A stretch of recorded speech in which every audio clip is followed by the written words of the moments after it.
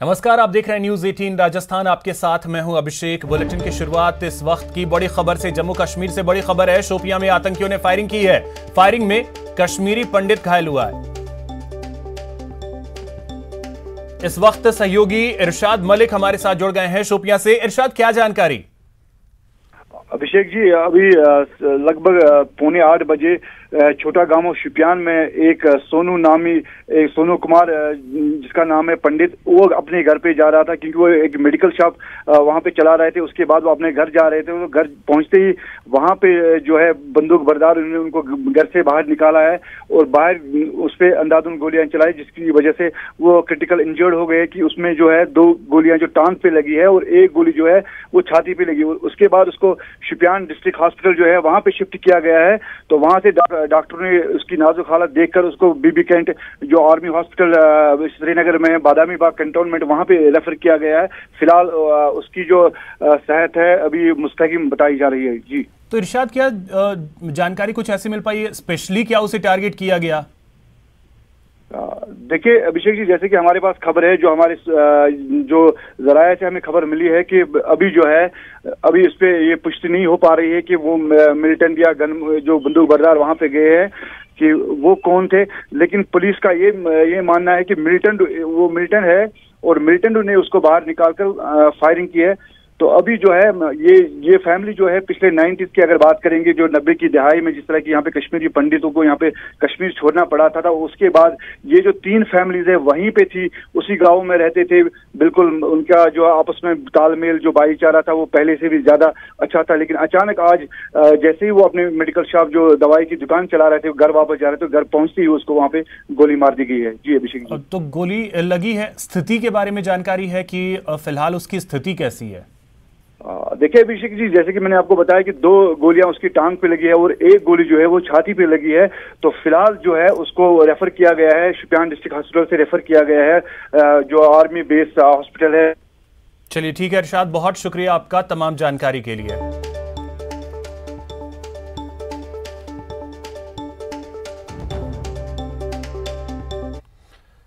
अगर पड़ोस में आग लगी हो तो आप भी चैन से नहीं बैठ सकते। कुछ यही हाल है भारत का, जिसके 2 पड़ोसी यानी पाकिस्तान और श्रीलंका में हाहाकार मचा है और दोनों देशों के हालात पर भारत में भी मंथन हुआ है।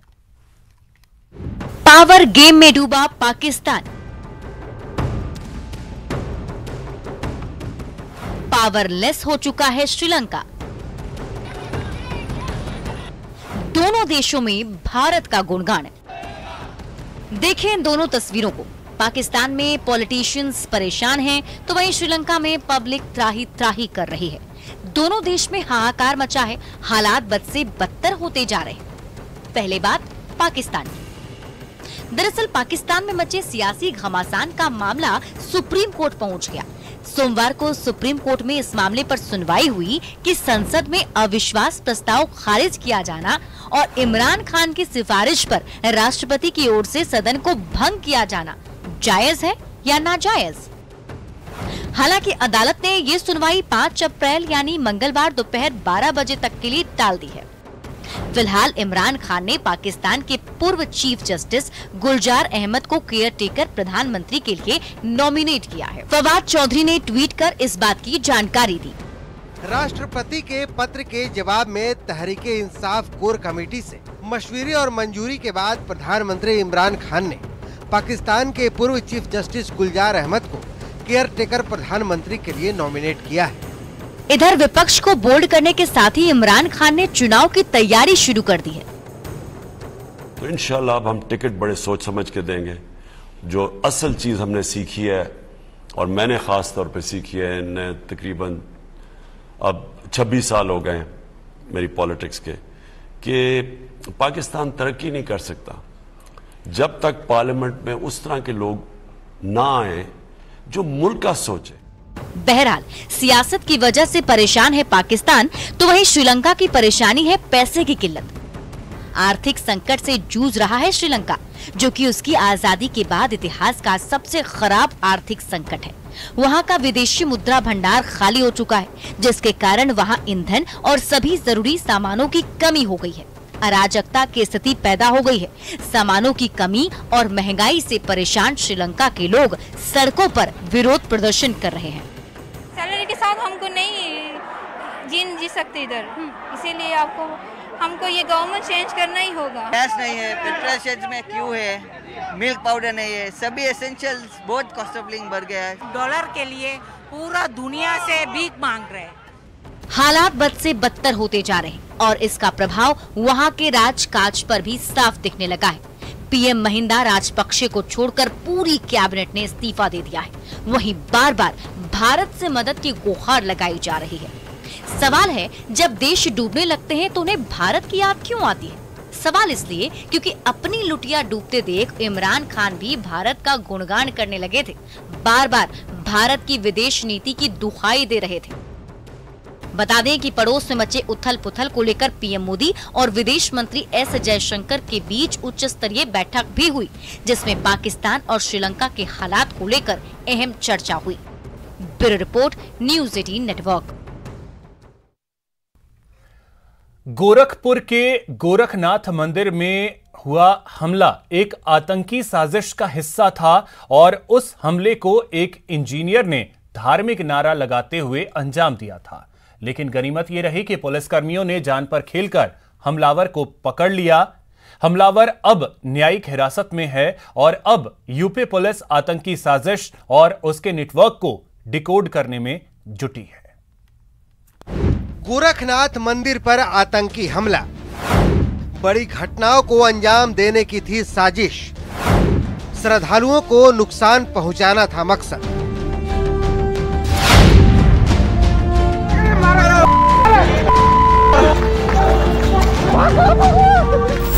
हाथ में धारदार हथियार, जुआ पर धार्मिक नारे और खतरनाक इरादे। तस्वीरें गोरखनाथ मंदिर के गेट नंबर 1 की हैं, जहां ये शख्स नापाक इरादों के साथ पहुंचा था, मरने मारने पर उतारू था। ये घटना रविवार की है।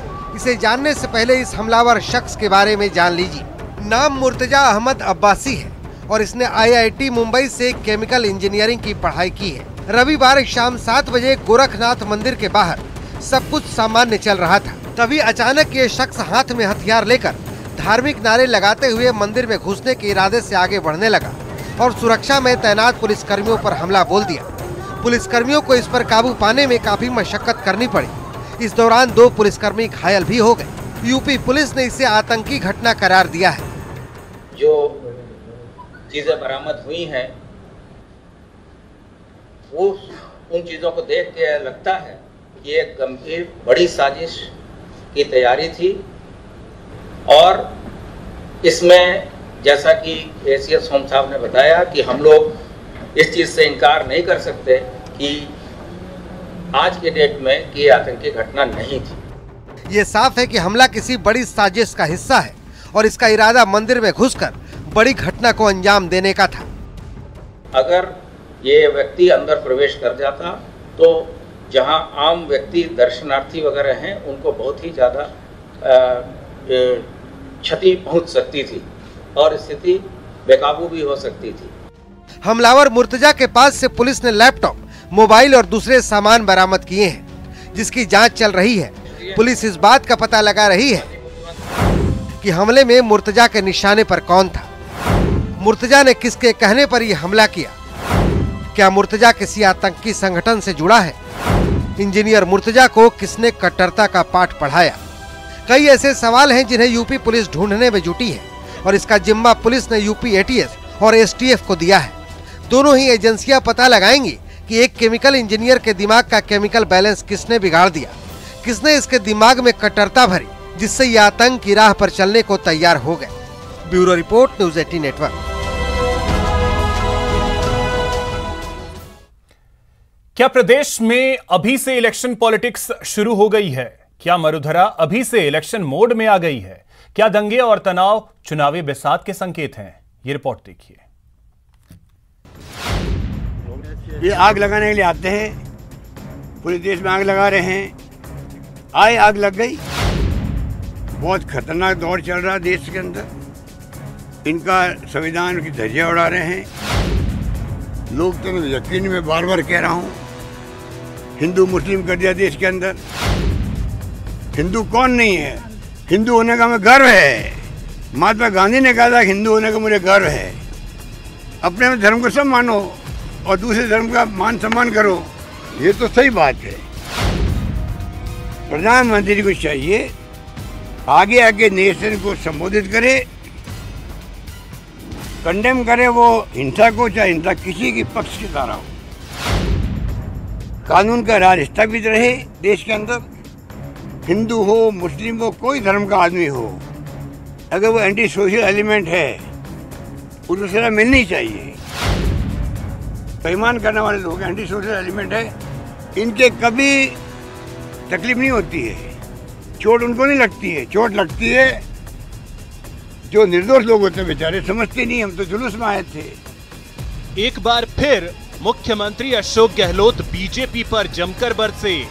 सीएम ने साफ साफ कहा कि करौली हिंसा संकेत है कि बीजेपी प्रदेश को अभी से चुनावी मोड में ले आई है। परंतु ये मैं कह सकता हूँ, अभी से ही बीजेपी इलेक्शन मोड में आ गई राजस्थान के अंदर। जेपी नड्डा का जी का आना, अमित शाह जी आने वाले हैं, तो बीजेपी अभी से ही राजस्थान को इलेक्शन मोड पे ले आई है। सीएम गहलोत ने प्रदेशवासियों को आगाह किया कि वो ऐसे हथकंडों से बचकर रहें और सूबे में शांति बनाए रखें।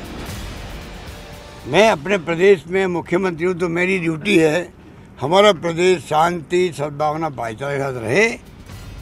सीएम गहलोत यहीं नहीं रुके। उन्होंने कहा कि महंगाई और बेरोजगारी से हाहाकार मचा है, लेकिन बीजेपी के लिए तो बुलडोजर इश्यू है।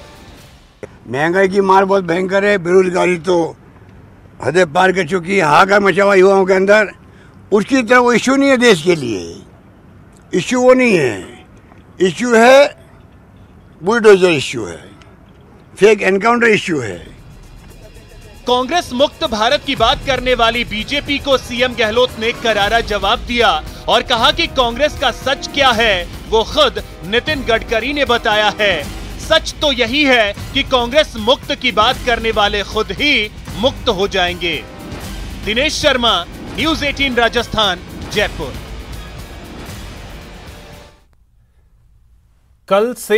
कल सुबह से डॉक्टर्स काम पर लौटेंगे, जिसका फैसला आज हुआ। डॉक्टर्स की जनरल बॉडी मीटिंग में यह फैसला हुआ। आपको बता दें कि दोपहर में डॉक्टर्स प्रतिनिधिमंडल की सीएम गहलोत से मुलाकात हुई थी। तभी से ये संकेत मिल गए थे कि हड़ताल खत्म हो जाएगी। जनरल बॉडी मीटिंग के बाद private hospital and nursing society के सचिव ने बताया कि सीएम गहलोत ने सभी मांगों पर आश्वासन दिया। उन्होंने बताया कि इस तरह की घटनाएं ना हो, इसके लिए डिविजनल मजिस्ट्रेट की अध्यक्षता में कमेटी बनाई जाएगी। इन मांगों पर 10 दिन बाद डॉक्टर्स रिव्यू करेंगे। डिमांड थी कि 6 अभियुक्तों के खिलाफ 306 धारा लगा के उनको अरेस्ट किया जाए। इस विषय में मुख्यमंत्री महोदय ने से पहले कमिश्नर साहब से जब हमने कल मुलाकात की थी तो उसका आदेश जारी कर दिया गया है। तीनों पुलिस अधिकारियों इंक्लूडिंग एसपी साहब जो हैं उनको 306 के तहत इसमें टैग किया गया है और एक एसआईटी का गठन किया गया है जो पूरी इंक्वायरी टाइम बाउंड पीरियड में करके 10 दिन के अंदर अंदर आईजी जयपुर रेंज जो है उनके सुपरविजन में काम करके उनको रिपोर्ट प्रस्तुत करेगी। उसके आधार पर जो भी कानूनी कार्रवाई बनती है वो की जाएगी। यहां रुकेंगे एक छोटे से ब्रेक के लिए।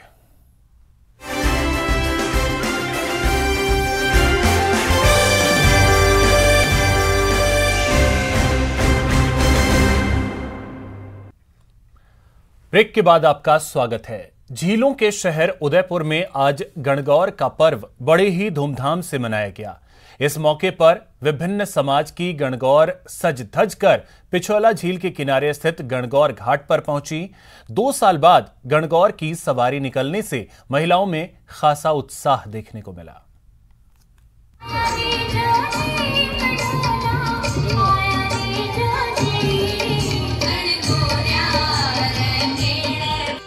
राजस्थान के विविध रंगों और त्योहारों में पारंपरिक गणगौर के पर्व का काफी महत्व है और यही वजह है कि शिव पार्वती के इस पर्व की धूम अब लेक सिटी में होले होले बढ़ती जा रही है। इस अनोखे पर्व को लेकर पर्यटन नगरी की महिलाओं में खासा उत्साह देखा गया।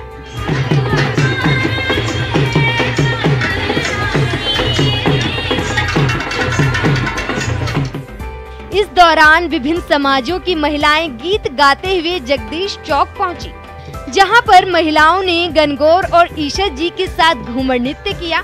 वहीं शाम होते होते लाल परिधानों में सजी ये गणगौर की सवारियां विश्व प्रसिद्ध बिछोला झील के किनारे गणगौर घाट पहुंची, जहां ईशा जी और गणगौर को पानी पिलाने की रस्म की अदायगी की गई और इनकी विधि विधान से पूजा अर्चना की गई।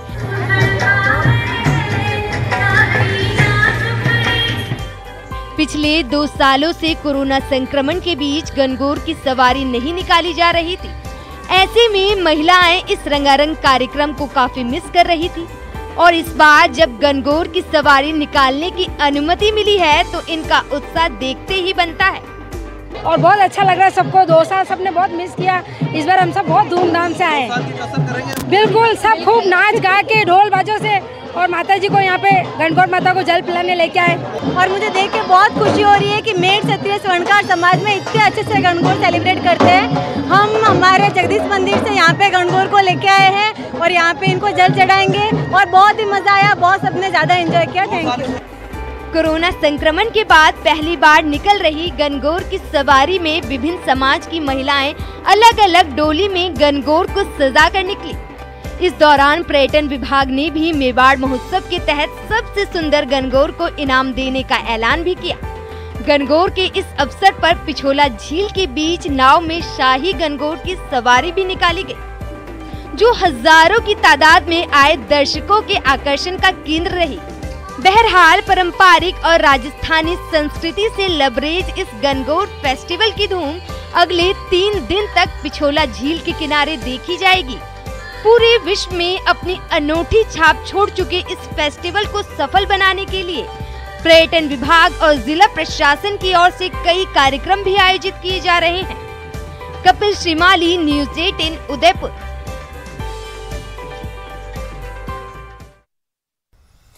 अब आपको मिलवाते हैं बाड़मेर के एक ऐसे मैकेनिक से जिनके शौक की वजह से सब उनके मुरीद हो गए। साथ ही बाड़मेर से लेकर दिल्ली तक उनकी तारीफ हो रही है।